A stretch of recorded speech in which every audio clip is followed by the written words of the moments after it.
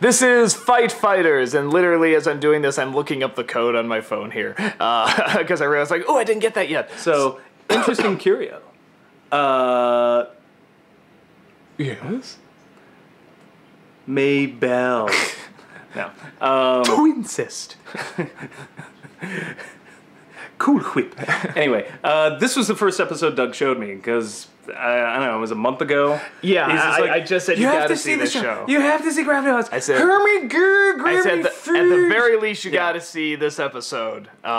He was like one of those 5-year-olds who had just discovered Pokemon back in like 1999 or something. Yeah, except it's not Pokemon, it's Gravity Falls, and it's so much better. Yeah, so it reminded me of our cousins back when they were younger. Yeah. They were just like, no, this is amazing, because this is Pikachu, this is Super Pet. And we were just like, But so he was like that, and having no reference, and I had a number of fans that was like, you have to watch Gravity Falls. So I was like, all right, I'll watch it, and that's like, yay!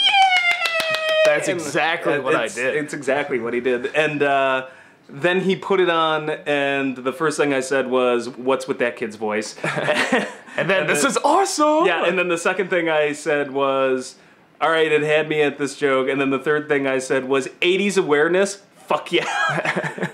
Pretty much 3 minutes in, I think I was sold. I'm like, God damn it. As I returning to it, was like, shit, something else I have to watch. TV shows are almost like a hassle now, and that's funny. That's a first world problem. It's such a commitment. Then I have to watch it, and then if I miss an episode, other people are like, but you didn't see the episode, and like, God, it sucks to live in America. But yeah, so we're awful people.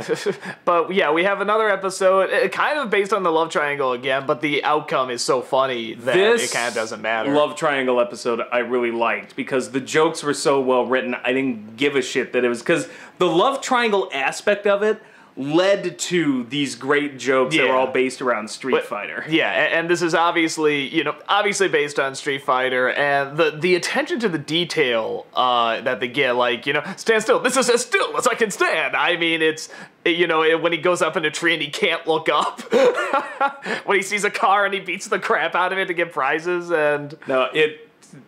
I think that's what I love is, like, I think the 80s awareness going on, particularly in this episode, but there are other episodes as well where it's like you can tell these guys are aware of, like, the 80s, 90s culture and are able to tap into it. It's really entertaining for old guys. Well, and what I like, we had a whole...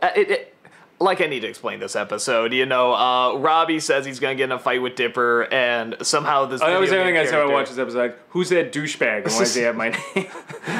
And he gets this video game character to come out that's a Street Fighter-ish character, and he thinks he can use him to win the fight, and sure enough, the character is insane, because he only lives in the video game world of, like, ultra-violence, and things backfire, and he tries to, Dipper... at the end, kind of takes a beating, which I was like, wow, it's very Goodfellas, everybody takes a beating sometimes. Which, again, I'm kind of like... what the important thing is? You kept your mouth shut. Hey, first court case. But, yeah, I like the fact that it's like, on the one hand, I'm like, well, it is pretty violent, but then on the other hand, it's like he kind of stood up to it, he had to take the consequences and responsibility for his actions, and yeah, he takes a beating. But he also used his mind to get around it, and it worked out. And again, I like that they follow through with when somebody has to go all the way with something. It's not like, okay, I've learned this, but I don't have to accept the punishment of it. Because it happens a lot, particularly with Disney in the past, and they don't do that here. They follow through with it, and I really like that, even if it is kind of violent. And I'll say this too, the only other major thing I have with this episode that is a good thing in my opinion, we had that one where it was a Dipper versus manliness or something like that. And it was funny, but it was this very kind of obvious forced commentary. I think it's kind of the same commentary here, but I think done a lot better, because I think there's always this thought that, like, well, you're just upset because this is too feminine and too pink and you're bad-mouthing that. Anything can be too anything, and I think sort of the Street Fighter element, that's just a good example of, like, something that's too violent, too masculine, too all this stuff. I mean, because this character clearly doesn't think. All he knows is violence and honor and just these great big cliches, and it can show how that can be pushed way too far as well. And I think just that same message Wait, with you the said Melees. honor and you didn't say like Dante Bosco? Honor! Honor!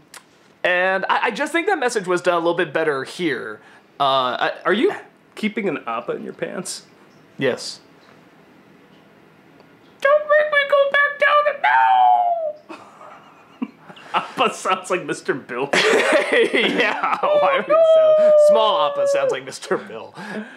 So I just like the way they do that. I thought it was a little bit more subtle here. Well, the message in that element was a little bit more subtle. It maybe even wasn't intended. But I thought it came across well. Honestly, the only thing I have to say is you can thank this episode for these vlogs, because it was this episode he showed me first that got me hooked. I'm like, all right, I'll do this. Yeah, and Trying to think if there's anything else. I do have a strange story unrelated to this episode, but it reminded me of first seeing the show. So this isn't actually the first I saw of Gravity Falls. I did come over one time before that, I think, to preview the NC before we uploaded it.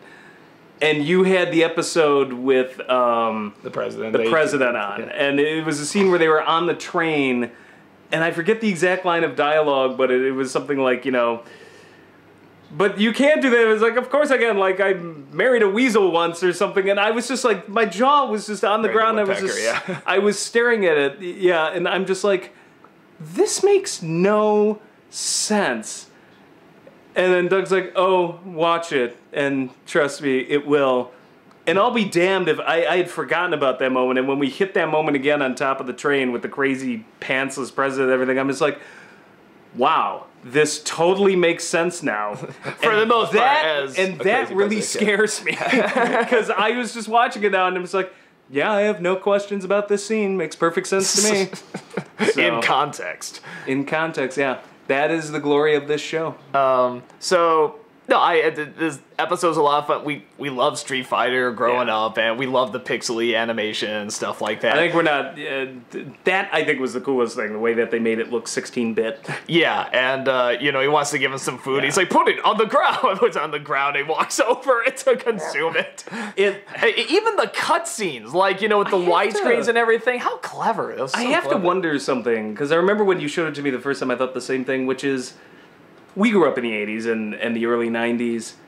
How many kids born, let's see, was this 24? How many kids born after 2000 are as Street Fighter aware? Do you think it's still... There's new Street Fighter games out. I guess you got the out. Capcom, the versus games, you know, it's Street Fighter versus Capcom versus Marvel versus DC. Okay, like versus Duckman, like if somebody does like a Pong joke, we weren't alive when Pong came out, but we know what it is. I was, and we know it. I was 2 years old, but I mean, but you know what I mean. We played Pong. We had the Atari. Okay, but not. We're older than you think. No, I mean like the arcade game, like, you know, for like the first arcade game, you know, Pong, and that was like a huge deal. It's like we know, you know, the attraction to it, and we get when people are like, let's play Pong. I'm not up on what the kids are doing nowadays, but, and all the hip and Portlandia and.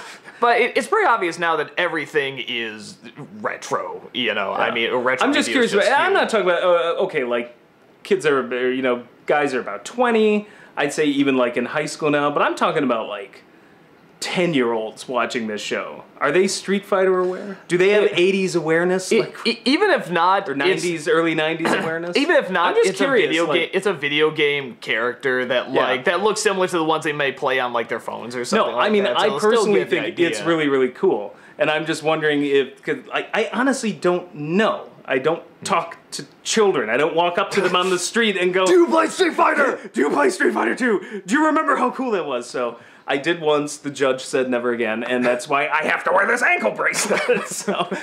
But yeah, so I was just curious, like, because it's obviously that was aimed more at us, which is what I like about shows like this. But I think what makes it work is that it's still legitimately funny on its own. Yeah, but I was just curious. Funnier if you know.